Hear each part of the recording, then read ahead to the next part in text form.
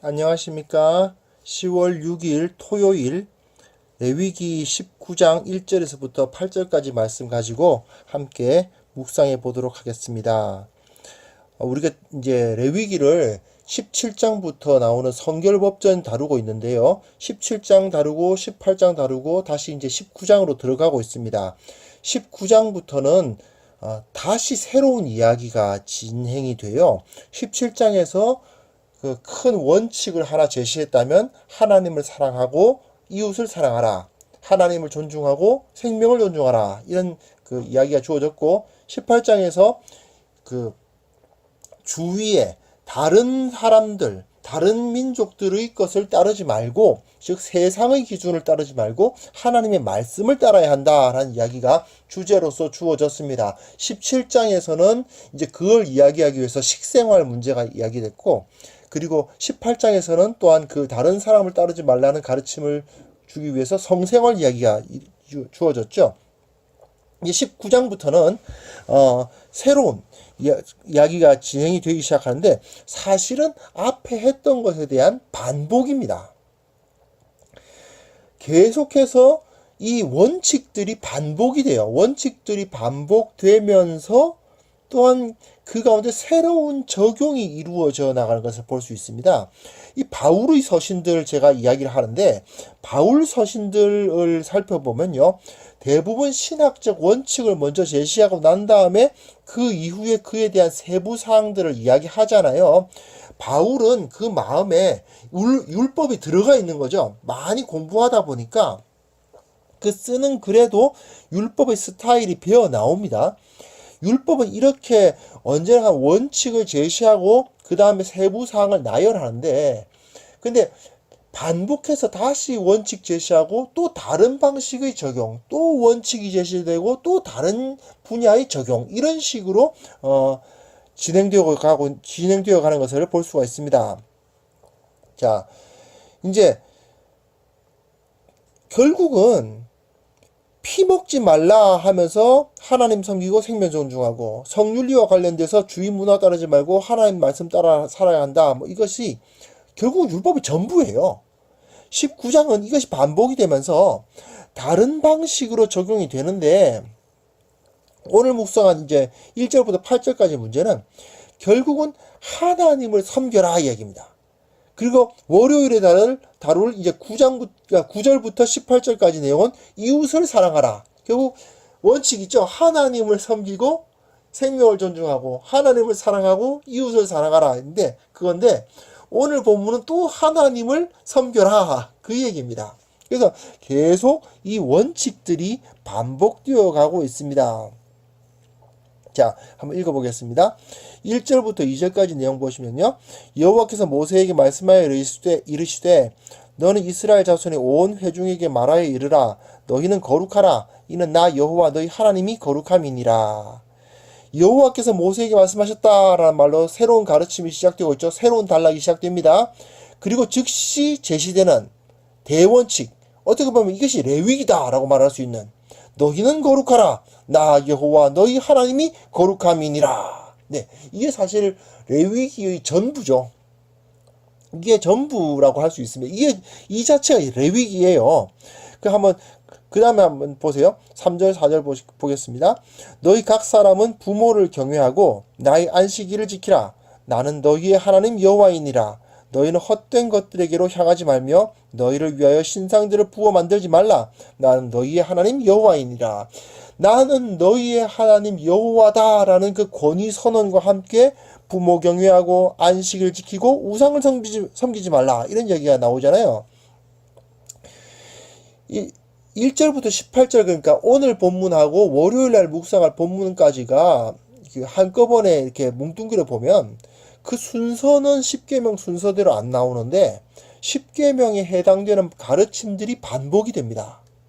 출애굽기 20장의 그 10계명이 모든 율법의 근간 아닙니까? 그것이 근데 그 10계명이 따로따로 있는 것이 아니라 이렇게 하나로 엮여 있음을 이것만 봐도 알 수가 있어요. 10계명이 5계명인 부모 긍정, 4계명인 안식일 지키라는 계명이 이 가운데 있는 계명들이죠.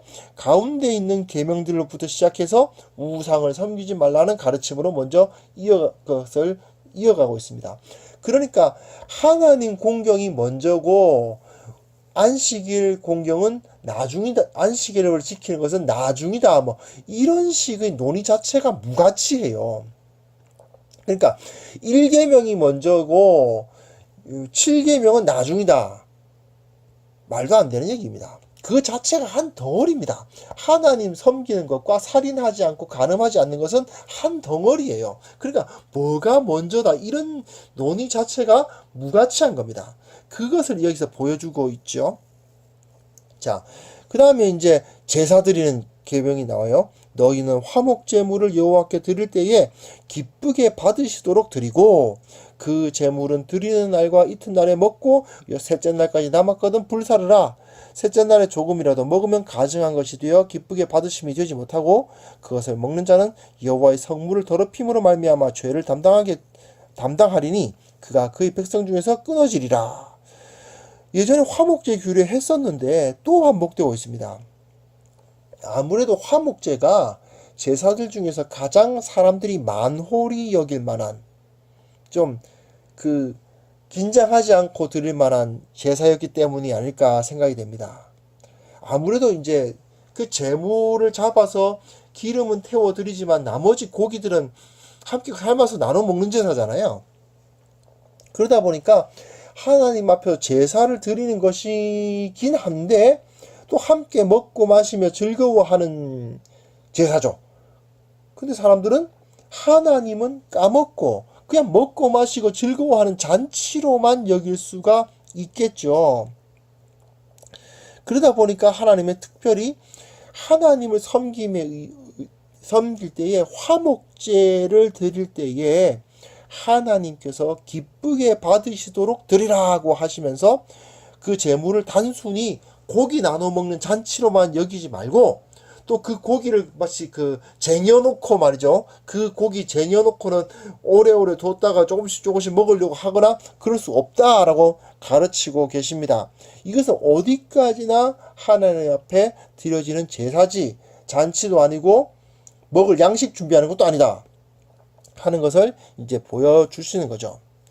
이런 것을 통해서 사실 19장 이후에 나타나는 것을 보면은 이제 결국은 앞에서 이야기했던 그 원칙들이 강조돼요. 하나하나 강조되는데 이것만 봐도 이스라엘이 하나님을 경외하라라는 것이 무슨 뜻인지를 알 수가 있습니다.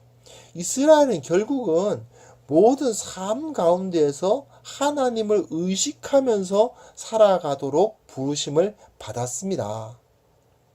그들이 먹든지 마시든지 무엇을 하든지 그렇죠?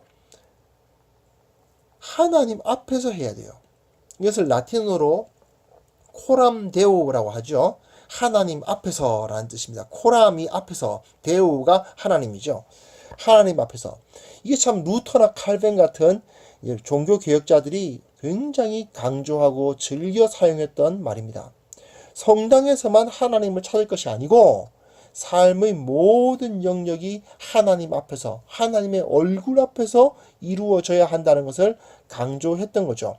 그런데 종교개혁자들은 율법 역시도 신약에서만 그런 것이 아니라 율법, 구약에서도 이스라엘에게 단순히 그 성막 앞에서만 거룩하게 제사만 잘 드리는 것이 아니라 삶의 모든 영역에서 하나님을 인식하고 하나님 앞에서 살아가라고 가르쳤다는 사실에 주목하고 있거든요. 오늘 이제 토요일입니다. 한 주간을 보내시면서 얼마나 하나님을 인식하며 살았는지 한번 반성을 해보실 수 있었으면 좋겠습니다. 계속해서 레위기는 거룩해라, 하나님을 존중하라, 이웃을 사랑하라 계속 강조하면서 다른 방법으로 자꾸 돌립니다. 오늘은 특별히 화목제가 눈에 띄죠. 내일 거룩한 주일입니다. 예배 드리러 모이셔야 되는데 얼마나 우리가 그 예배를 만홀히 여기지 않고 온전히 주님 앞에 기쁘시게 드리고 있는지 돌아보았으면 좋겠습니다. 그냥 좋은 사람들 만나러 가는 거 아니죠. 그냥 안 가면 뭔가 찜찜하니까 가는 거 아닙니다.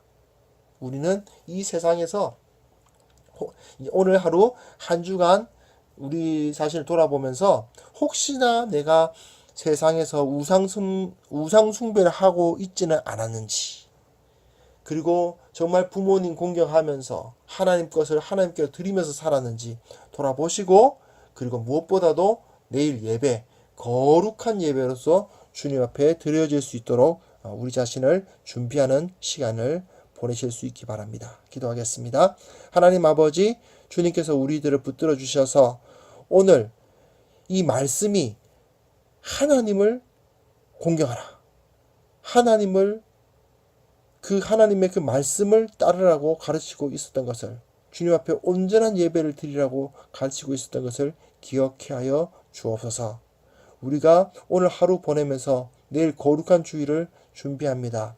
주님께서 우리를 만나 주시고 주님께서 더 큰 은혜로 우리를 붙들어 주시옵소서. 오늘 하루가 주님 앞에 주님처럼 거룩해지는, 주님처럼 정결해질 수 있는 하루가 될 수 있도록 주님께서 복을 내려 주옵소서.